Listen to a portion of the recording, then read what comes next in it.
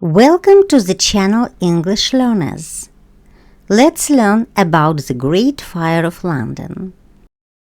The London in the middle of the 17th century was a city of narrow, dirty streets.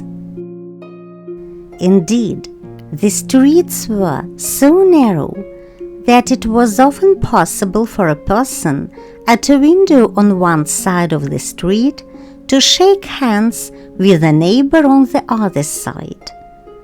There was little light and air. Rubbish lay piled up in dark corners. It is no wonder that epidemics were common.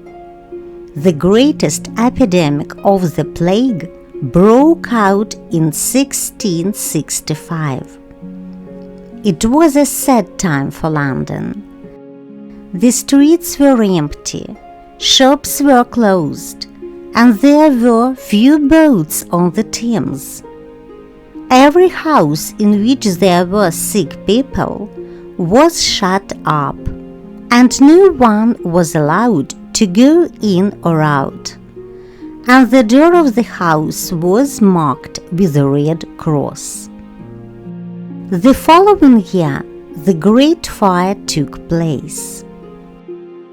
Saturday, the 1st of September 1666, was a normal day in London. The city was smaller than it is today, but the little shops were busy and there were lots of people in the streets. Just after midnight that night, something happened in a bread shop in Pudding Lane to change everything. Most people lived in small houses these days. A small fire started in the building. The houses were very close to each other. The summer had been dry. Hot east wind blew and the fire spread quickly.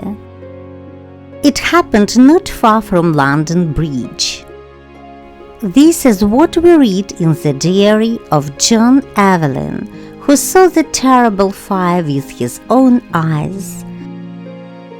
The Thames was covered with boats full of people.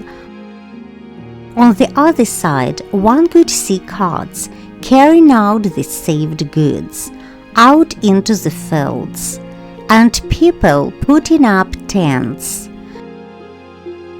At night, the fire could be seen 10 miles away. The fire burned for 5 days and destroyed the greater part of the city. But it did the city good, as it cleared away the old wooden houses and dirty narrow streets. A monument near London Bridge still marks the spot where the fire broke out. Sir Christopher Wren, the famous architect of that day, took part in rebuilding the city. The great part of it had been of wood, but after the fire wider streets and brick houses were built. The old church of St. Paul was among the buildings destroyed by the fire.